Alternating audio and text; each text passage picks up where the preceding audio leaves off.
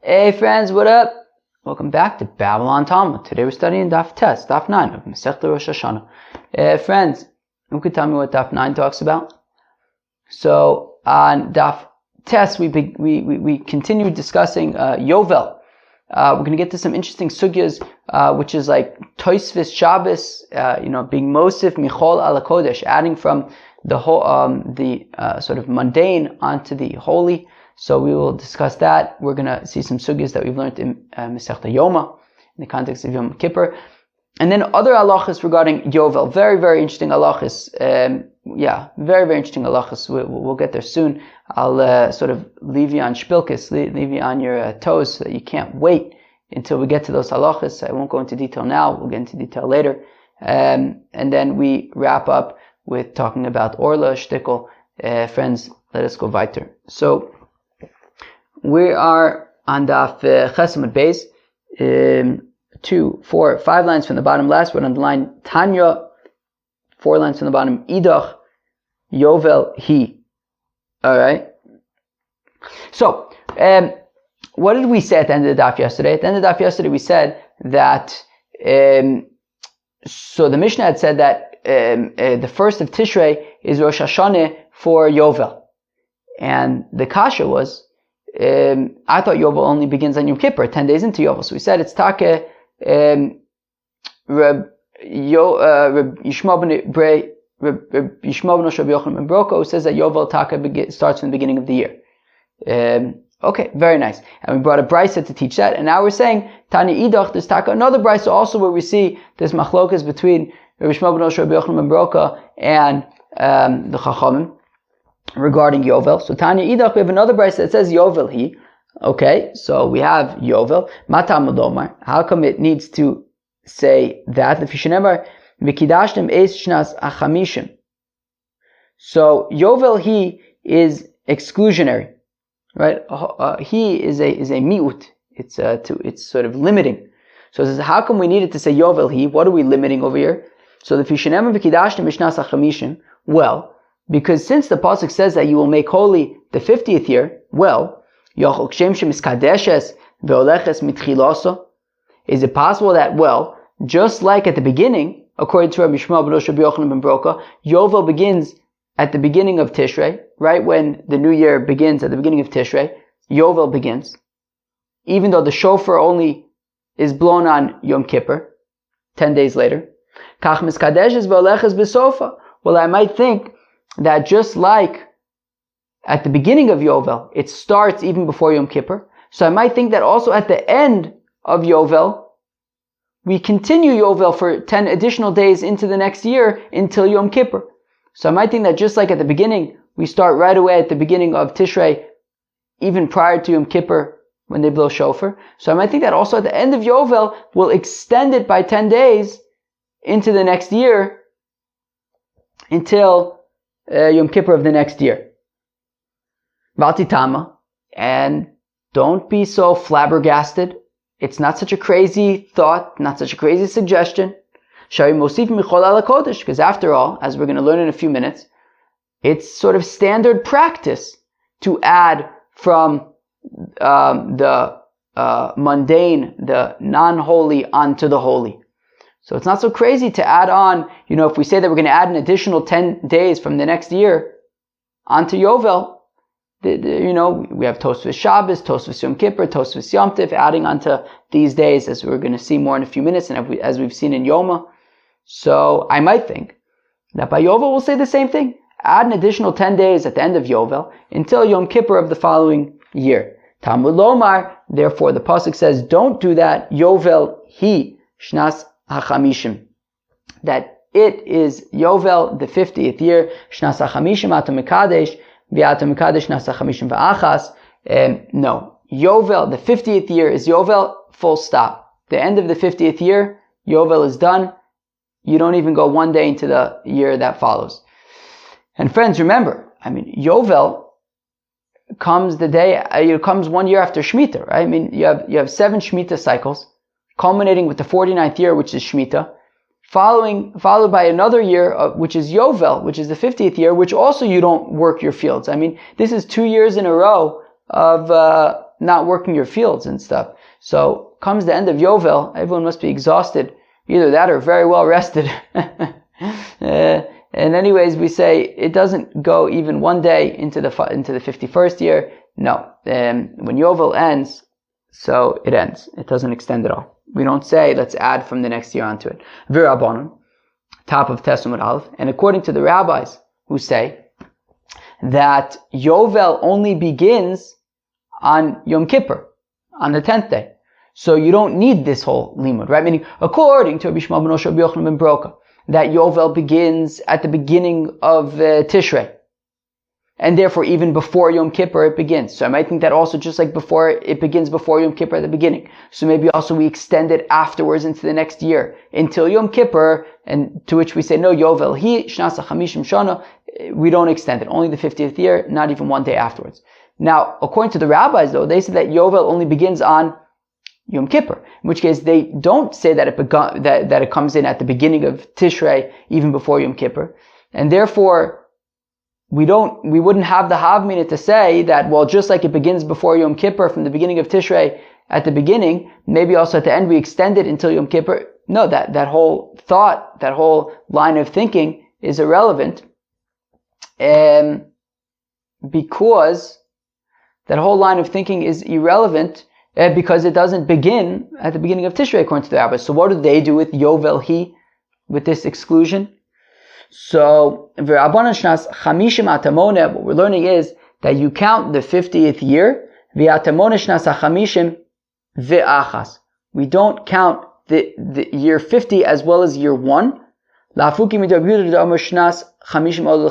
the exclusion of Rabbi Yehuda, who says that the 50th year is not just the 50th year of the Shemitah and Yovel cycle, but it's also the first year of the next cycle, right? So what the rabbis are saying is that Yovel hi shnasa chamishim shana.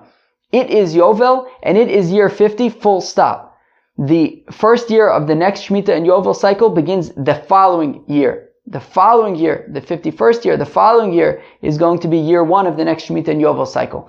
Now Rabbi Yehuda would argue with that and say that Yovel is the 50th year, but it's also the first year of the next cycle. So the rabbis are saying, no, that's not the case. Yovel ishnasa chamishim shana. This is Yovel, it is the 50th year. It is not additionally the first year of the next cycle. No way, no how.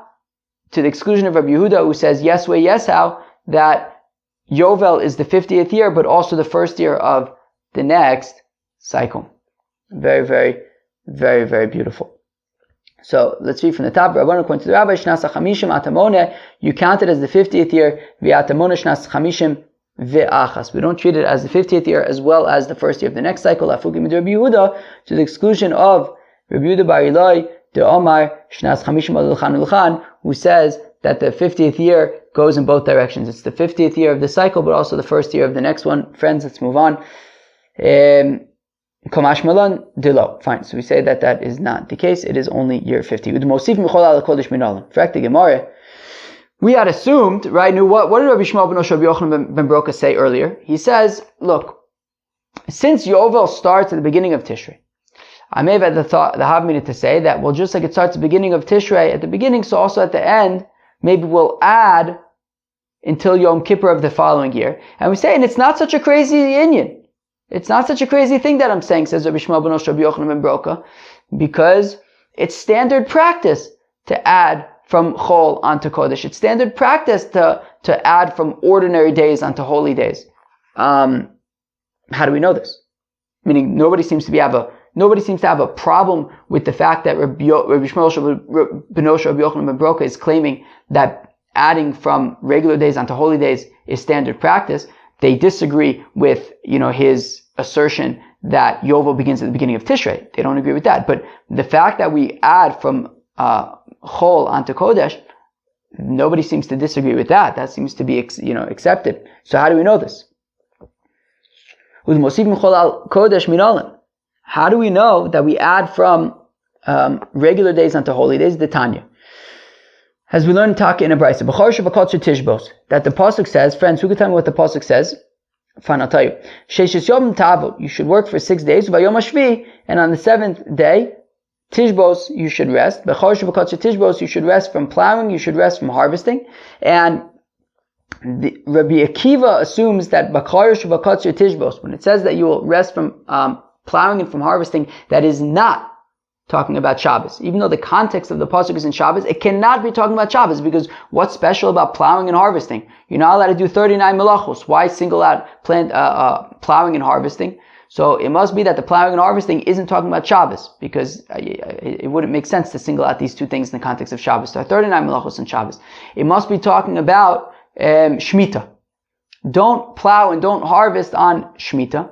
And we also don't need it to teach about Shemitah, because we already have pasuk, right? Sod cholasizm, chaim cholasizmo. We already have a pasuk in the context of Shemitah that, don't work your fields. So then what do we need to learn about Bacharich and Bakatzir, about plowing and harvesting in the context of Shemitah?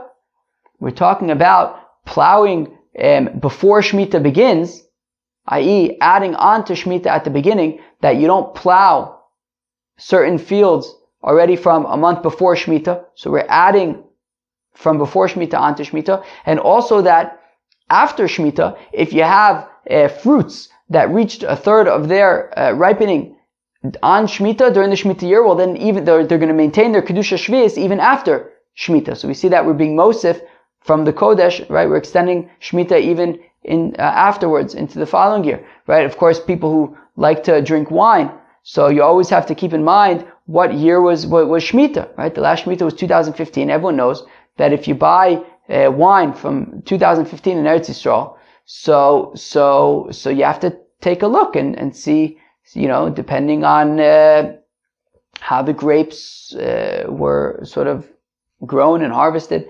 I guess more grown, the conditions in which they were grown. So you have to understand how to treat them. If it has kedusha shvius. So we see that Shavuos Shemitah extends both before, in terms of plowing, and afterwards, in terms of fruits that were harvested, that grew during Shemitah and were harvested afterwards. So, Rabbi Akiva, says Rabbi Akiva, Eino tzarich lo mar charish v'katzer shel Shavuos. So I don't need that pasuk to teach me about plowing and harvesting on Shemitah, shari kvar nemer sad cholosizra v'gomer, because the pasuk already said, don't sow your field and don't prune your vineyard. Rather, says Rabbi Akiva, what the pasuk is teaching us is that already before Shemitah begins, a month before Shemitah begins, certain plowing that would benefit the field during Shemitah is not allowed already from prior to Shemitah. As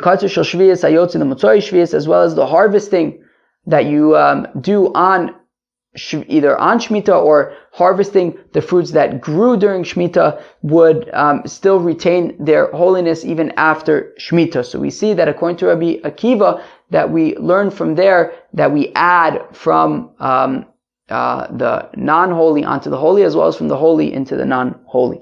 Rabbi Shmuel, whereas Rabbi Shmuel disagrees with Rabbi Akiva, and he says that no, that pasuk is talking about Shabbos. Again, if we read that pasuk, Sheishis Yom Tavod, work for 6 days, Vayom Hashvi Tishbos, rest on the 7th day, Becharish V'Katzir Tishbos, rest from plowing and from harvesting. And says Rabbi Shmuel that it is talking about Shabbos, and it is saying don't plow and don't harvest on Shabbos. What does that mean?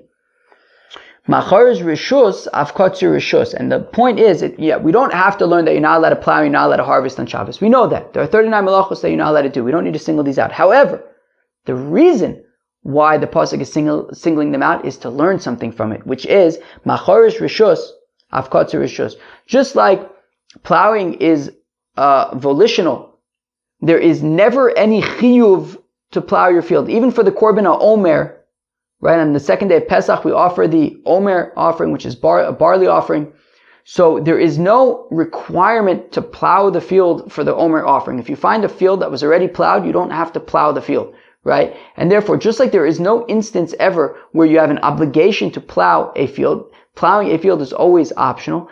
Therefore, we're saying that just like plowing is always optional, so the harvesting that would be forbidden on Shabbos is optional harvesting, to the exclusion of harvesting the Omer offering, that you actually must harvest it. That if you get to a field and you find some stalks of barley lying on the ground, you cannot use those stalks. You have to actually harvest the stalks that you're going to be using for the Omer offering. And therefore what we're saying is, that on Shabbos, what plowing and what harvesting is forbidden?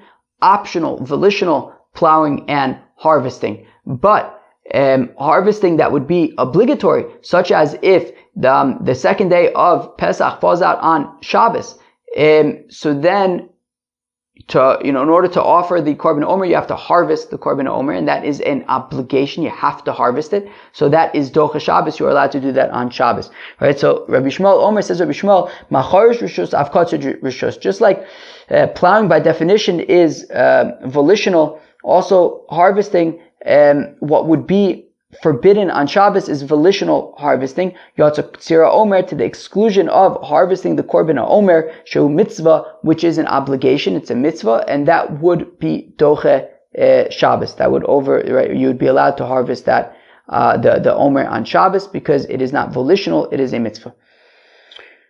Rabbi Shmuel Mosif Mechol Ala Kodesh Minolan. Well, if that's the case, that Rabbi Shmuel is learning from the pasuk that B'charish of Akotzer Tishbos is not talking about adding on to Shemitah, rather it's talking about basically halacha by Korban Omer. So then, how does he know? Mosif Mechol Ala Kodesh Minolan. How does Rabbi Shmuel know that there's a mitzvah to add from unholy days onto holy days? Nafkalei Midatanya, Givaldi. So he learns it out from the following brayso that we've seen in Masechta Yoma. V'nisem es nafsho seichem b'tisha. You have to, what does v'nisem mean again? To, I don't know, make yourself feel really modna. To v'nisem, to torture, no, not to torture yourself, to, you have to, give out, to afflict. So v'nisem es nafsho seichem b'tisha. So the pasuk says you have to afflict yourself on the 9th day of Tishrei. Yachol b'tisha? What do you mean? You have to afflict yourself on the 9th day of Tishrei? I thought you have to afflict yourself on the 10th day of Tishrei, on Yom Kippur. Tamlom ba'erev. Therefore it says, at night. At the 9th day, at night, you afflict yourself. Yiba'erev yachol mishetechshach.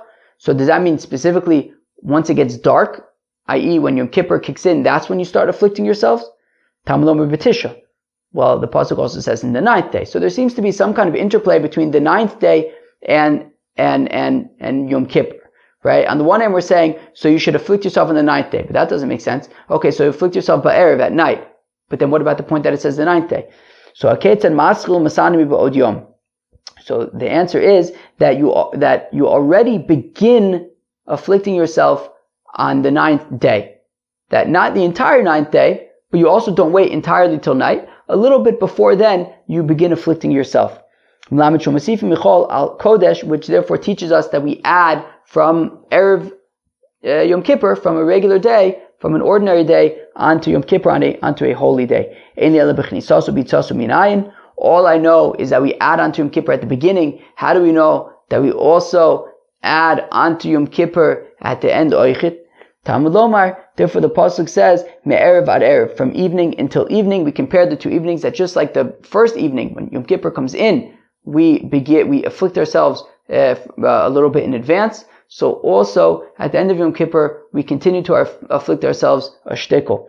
Any ella, Yom Kippur and Shabbosos minayin, all I know is Yom Kippur. Fine, so there's Tosefet Yom Kippur at the beginning and at the end. How do I know that Shabbos oichet, that also on Shabbos, there is Tosefet Shabbos, the add-on to Shabbos.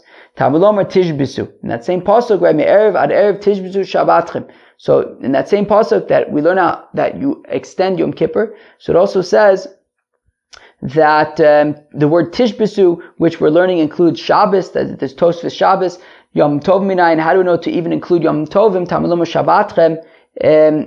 Therefore, it also says shabbatchem, which we are saying to include Yom Tovim.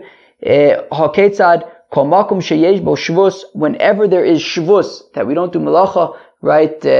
Shabbos, Yom Tiv, Yom Kippur, Mosif Michol al Kodesh, we add from the ordinary days onto the holy days. So that is how Rabbi Shmuel learns out Tosefet Shabbos, Tosefet Yom Tiv, Tosefet Yom Kippur from those psukim in the context of Yom Kippur. Rabbi Akiva,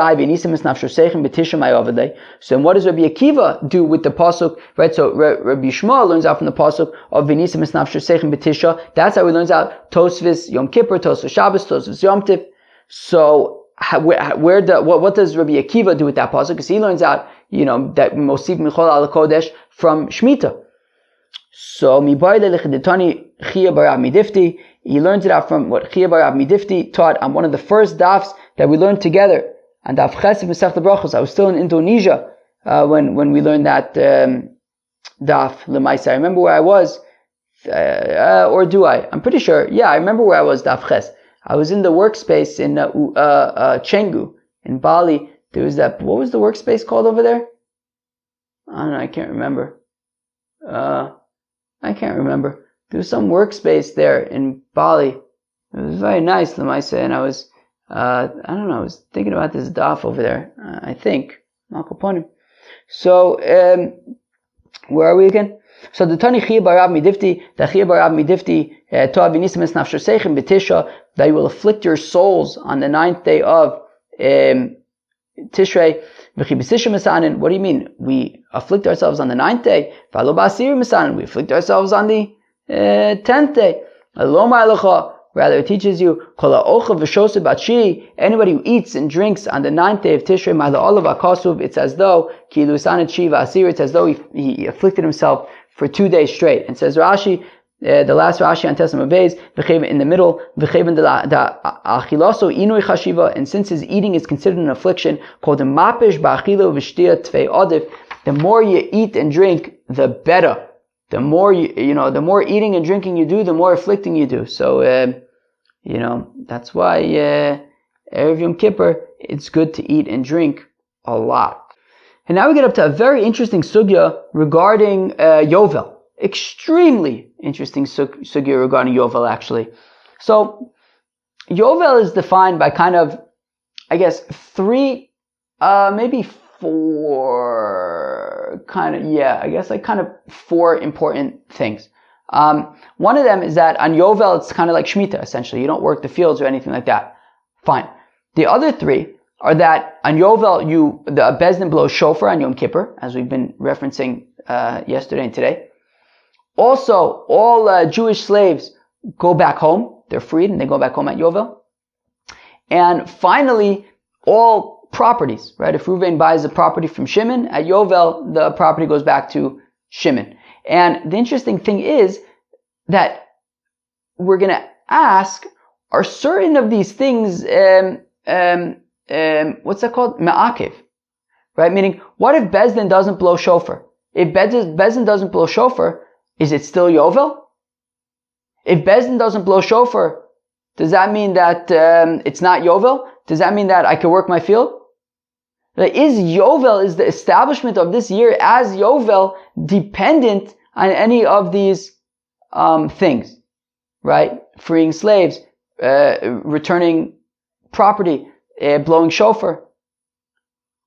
Friends, let's figure it out. Tana Rabbanan, the rabbis taught, Yovel he. So interesting. So Yovel and he. Yovel is inclusive. We're sort of including things in the word Yovel, whereas he is limiting. We are limiting things regarding Yovel. So Yovel afal pi shelo shamtu. So it's Yovel even if there was no Shemitas Karkos. Even if Reuven doesn't give the field back to Shimon, it's still going to be Yovel and nobody's allowed to work the land.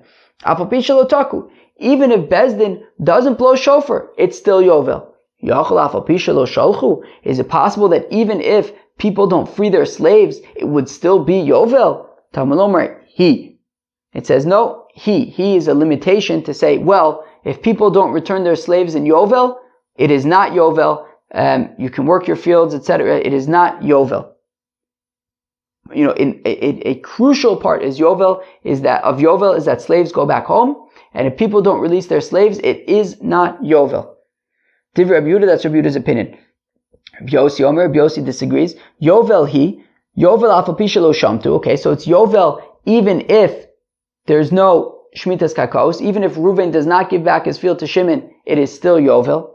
Afal pi shelo shalchu. It's Yovel even if people do not free their slaves, it's still Yovel. Yochel afal pi shelo taku. Is it possible that even if Bezdin does not blow shofar, it is still Yovel. Tamulomar he, therefore it says he, which is limiting to say that there's a limitation here, which is that if Bezdin does not blow shofar, it is not Yovel. Or to say in a positive light, Bezdin must blow shofar in order for it to be Yovel. Fine. And continues Rabbi Yossi. And now Rabbi Yossi continues and explains his reasoning, which is, I have one pasuk that is inclusionary, i.e. Yovel is inclusive, and he is limiting. Mipnei ma'ani omer Yovel he afal pi shelo shalchu. How come, says Rabbi Yossi, I've concluded that it is still Yovel even if people hold on to their slaves, and yet ve'ein Yovel elim kein taku, that Bezdin must blow shofar in order for it to be Yovel, and if they don't, then it isn't Yovel, right? Says Rabbi Yossi, it says Yovel and it says he. How come I'm including, that it's still Yovel, regardless of whether or not slaves were freed, and yet when it comes to blowing shofar, I'm saying Bezdin must blow shofar in order for it to be Yovel. He says because, technically speaking, it's possible that there aren't any Jewish slaves. You can have a situation where there are no Eved Ivrim, there are no Jewish slaves, and if we make the whole construct of Yovel dependent on the freeing of slaves, well, what happens in a situation where there are no slaves? Then what happens to Yovel? It's a bug in the program. And says Rabbi Yossi, we can't have a program that's potentially buggy, no matter how rare the bug may or may not be. So therefore, he says, look, while it may be uncommon, it's possible that there could be a situation where there are no Eved Ivrim, and if there are no Eved Ivrim, then Yovel is basically stuck. We don't want that. We have to fix that bug. So v'efshar la'olam b'lo tkiyah shofar. Whereas you're never going to have a situation where there are no rams, and since there are always going to be rams, there are always going to be horns available to blow, and therefore, it makes sense to say that Yovel is dependent on the blowing of a ram's horn, because that can always be, and it would be risky and buggy and not good practice to make Yovel be dependent on freeing of slaves, because what if there are no slaves? What happens to Yovel? It'll just be stuck. Davar acher, Rabbi Yossi offers an alternative, zo mesur lebezdin v'zo ein mesur lebezdin, that also out of concern for bugs, that the shofar is blown on Yom Kippur by Bezdin. So there's kind of one point of failure, which is that we need Bezdin to blow shofar. If they don't blow shofar, so then it's not Yovel. As long as Bezdin blows shofar, we know where to go, we know whose door to knock on to say, hey, blow shofar, so that it'll be Yovel. Whereas, Vizo ene Masur lebezdin. Whereas, freeing of slaves is dependent on every single Yid. There's lots of Yidden in Am Yisrael. How are we going to enforce and ensure that you don't have one guy in some far-flung place who's got an Ivri and he didn't let him go home? So we can't have the whole construct of Yovel be held up by one shmendrik somewhere who's not freeing his Eved Ivri. And therefore, says Rabbi Yossi, for practical reasons, it's much more practical for the point of failure for Yovel to be Bezdin blowing shofar than to be dependent on freeing of slaves. Either because you could have a situation where there are no slaves, or you could have a situation where some shmendrik is refusing to free his slave, in which case Yovel is kind of stuck. How come Rabbi Yossi felt the need to provide two reasons? Because if you're going to say if you're going to say, the first reason was, well, it could potentially be a bug in the system, that what happens in a situation where there are no slaves? Then what happens to Yovel? It's stuck. But maybe you'll say, look, I understand, but then again, it's premature optimization. Then again, we don't think that it's something that we really have to be concerned about. The chances are there's going to be an Eved Ivri somewhere. So we're not super concerned. Just like we're not concerned that rams are going to go extinct, we're also not concerned that Eved Ivrim are going to go extinct. I mean, there's going to be an Eved Ivri somewhere. Okay. So still Rabbi Yossi says, but still at the end of the day, the point of failure thing is relevant, which is that, Bezdin is sort of one point of failure. It's one place where we could pound on the doors and say, Bezdin, blow the shofar so that it'll be Yovel, right? Whereas it's very difficult to regulate the freeing of the slaves and to ensure that every shmendrik, no matter where they live, is freeing their slaves. That is less practical, and therefore, says Rabbi Yossi, it makes sense that Yovel would be dependent on the blowing of the shofar. It does not make sense to say that Yovel would be dependent on every single shmendrik, wherever they live, freeing their Eved Ivris. Okay, so now the Gemara says, okay, Rabbi Yossi, thank you very much. You let us know your opinion. You even explained to us, you even gave us 2 reasons for why you hold of your opinion. How come Rabbi Yehuda says what he says, which is that the point of failure for Yovel is dependent on people freeing their slaves? Whether or not Bezdin blows shofar won't hold up Yovel. But you need everybody to free their slaves. How come? Because the pasuk says ukrosim jor ba'aretz, and then it says afterwards Yovel he, right? So krosim jor ba'aretz means that you will free your slaves, and then it says Yovel he, which is this limiting thing, right? And therefore, right, we said Yovel he is limiting. So what is he limiting? It's limiting the thing that came right before it, which is ukrosim jor ba'aretz, freeing the slaves. And therefore, he learns out from the pasuk that what the pasuk is teaching is that if you don't free your slaves, well then Yovel is stalled. Because and Rabbi Yehuda holds that a verse can be expounded before it, but not before the before. One level before, not 2 levels before. And if we look at the pasuk, maybe let's take a look at the pasuk. What does it say? We actually have to flip back to yesterday to see the pasuk. It says, "Va'avarta shofar trua b'chodesh hashvi, beser lachodesh b'yom kippurim taviu shofar b'cholatzchem." So the first pasuk says you're going to blow shofar. The next pasuk then says, "V'kidashtem eishnas ha'chamishim shana krosim jor ba'aretz," and then it says that you'll free your slaves, and then it says Yovel he. So therefore, it first talks about blowing the shofar, then it talks about freeing your slaves, then it says Yovel he, which he is limiting. So what is he limiting? It's limiting the thing directly before it, i.e., freeing of the slaves. If you don't free your slaves, Yovel is stalled. It is not applying the limit onto the thing that is 2 items beforehand, which is blowing shofar.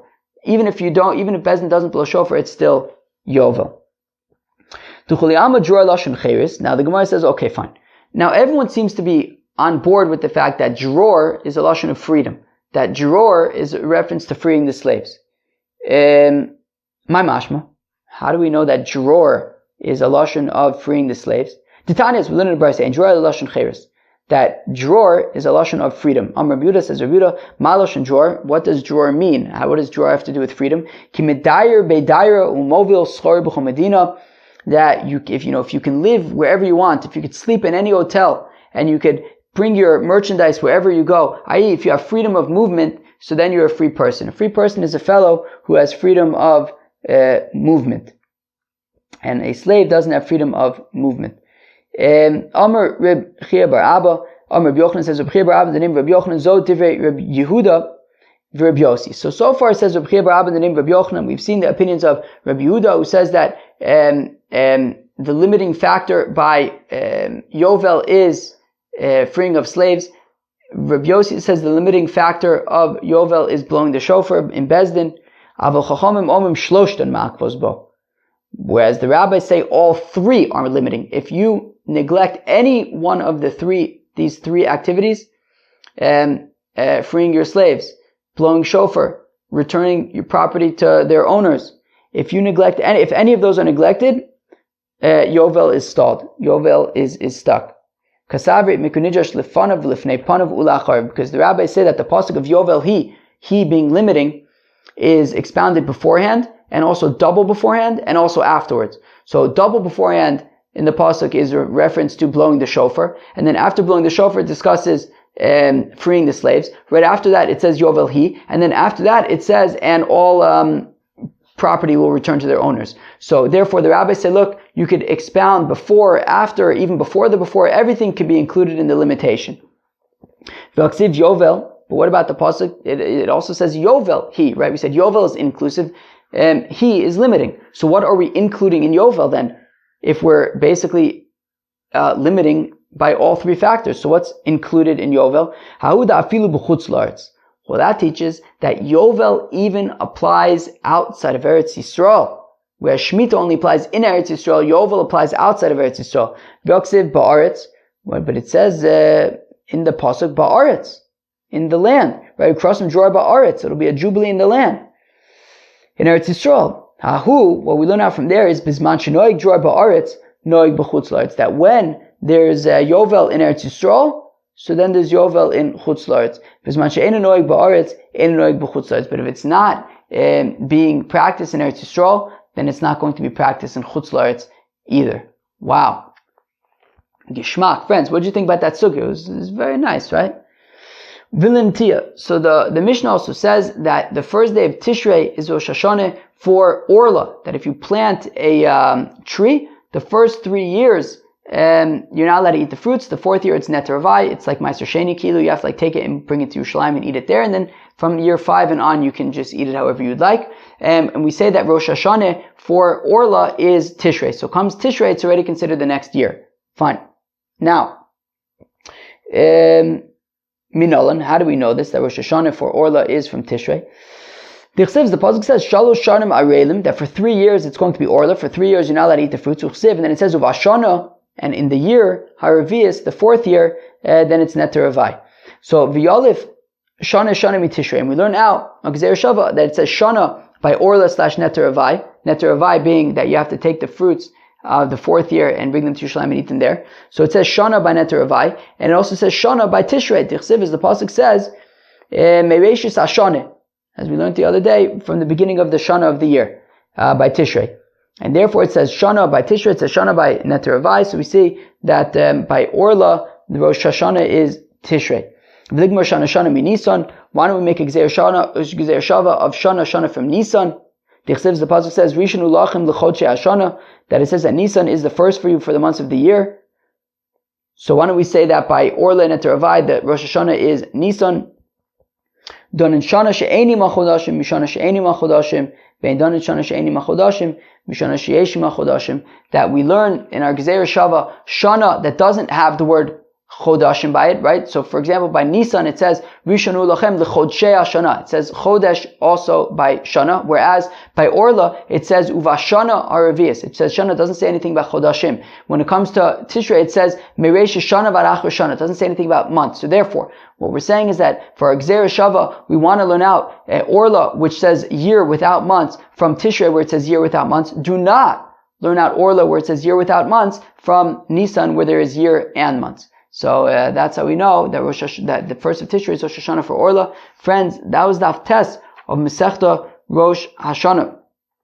So the Daf began with a machlokas continuing on our machlokas between Rabbi Shmuel ben Rabbi Yochanan ben Broka and the Chachamim regarding Yovel. That what do we learn out from Yovel? He shnasa chamishim shana. So it says Rabbi Shmuel ben Rabbi Yochanan ben Broka that even though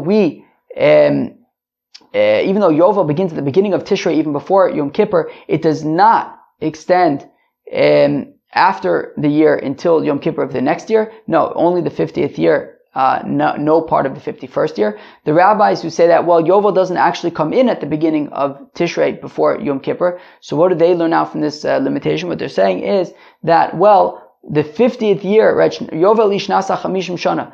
Yovel is the 50th year. It is not the 50th year and also the first year of the next Shemitah cycle. No, it is only the 50th year. The next Shemitah cycle begins next year. To the exclusion of Rabbi Yehuda, who says that Yovel is both the 50th year of the previous cycle, but also the first year of the next cycle. Now, in Rabbi Shmuel ben Rabbi Yochanan ben Broka's opinion, we had also mentioned the concept of Mosif Michol ala Kodesh, that we add from sort of non-holy days onto holy days. And we then explore what is the source for that. Rabbi Akiva says that the source for that is And the pasuk says, in the context of Shabbos, really, b'charish v'kotzer tishbos, that you have to rest from plowing and harvesting. Now, it's clear to Rabbi Akiva that is not a reference to Shabbos, because on Shabbos you're allowed, right? The malachos of Shabbos are much more than just plowing and harvesting. So why point out these two? So rather, it must be talking about Shemitah. But then again, we also have a different pasuk to say that you're not allowed to work your field in Shemitah. So what do we learn out from charish and kotzer by Shemitah? Says Rabbi Akiva that already there's certain plowing from before Shemitah that you're not allowed to do. So we're adding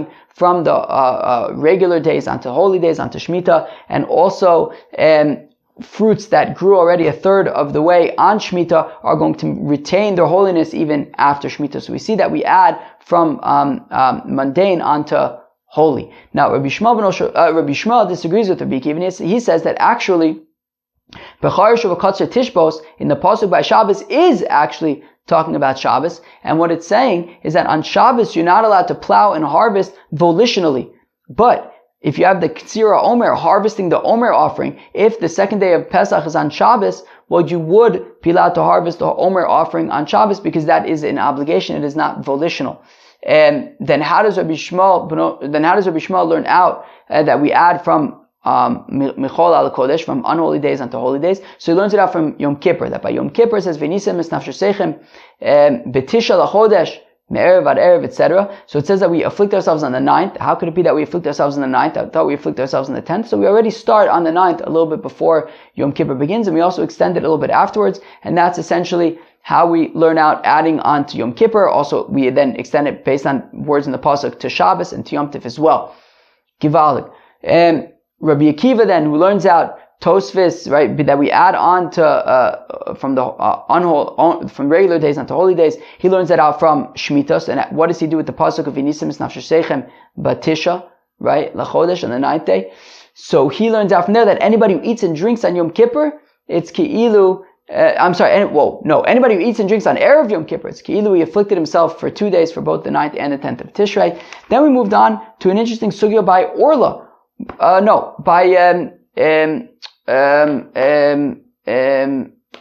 What's that called? Yovel. That Yovel, of course, is the 50th year of the cycle.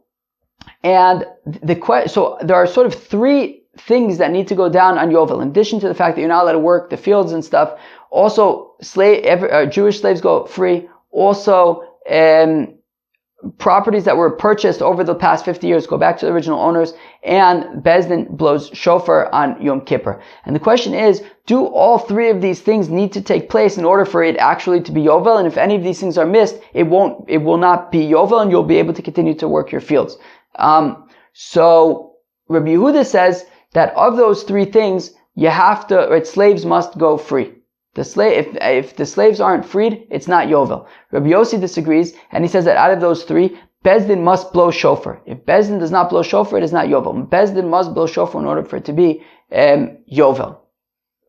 And Rabbi Yossi gave 2 reasons for why he says that it's dependent on Bezdin. One is that, well, you could have a situation where there are no Jewish slaves, and if Yovel is dependent on there being Jewish slaves that go free, what if there are no Jewish slaves? Then Yovel is stuck. And secondly, how can we enforce that some shmendrik in some far out place, how can we enforce that he's going to free his slaves? What if he doesn't? Yovel, then what happens? It's not Yovel. So therefore we say it's much more practical to make it dependent on Bezdin, that Bezdin will blow shofar and it becomes Yovel. If they don't, then it's not Yovel. But, it's one place to go to that we can rely upon, that as long as they do what they need to do, it'll be Yovel. Rabbi Yehuda learns it out from Psukim. It says Yovel, he is the limiting word, and right before that it says freeing slaves. So we see that the limitation is related to what comes right before it in the pasuk, which is freeing slaves. We then saw the opinion of the rabbis who actually say that all 3 are ma'akev, that you have to free the slaves, you have to blow shofar, and lands have to go back to the original owners, and if any of those are neglected, well then it is not Yovel. What do they do with the inclusion from the word Yovel? To say that, well, we include also outside of Eretz Yisrael, to say that Yovel applies also outside of Eretz Yisrael. And what that means is, right, what about Ba'aretz? It says specifically in Eretz Yisrael. What it means is that as long as there's Yovel in Eretz Yisrael, there's also Yovel outside of Eretz Yisrael. If there's no Yovel in Eretz Yisrael, then there's no Yovel outside of Eretz Yisrael. And finally, the Gemara taught how we know that the first of Tishrei is Rosh Hashanah for Orla, if you plant a new tree. So that each year, right, for the first 3 years, you're not allowed to eat it. For the 4th year, you bring it to Yerushalayim. So how do we know that the counting of the years is dependent on the beginning of Tishrei? So that is because it says Shana by Orla and Neteravai. It also says Shana by Tishrei, and therefore we learn out that the Rosh Hashanah by Orla and Neteravai is Tishrei. Friends, that was the Tes of Masechta Rosh Hashanah. Of course, I hope you enjoyed it very much. Have a great day. Peace out.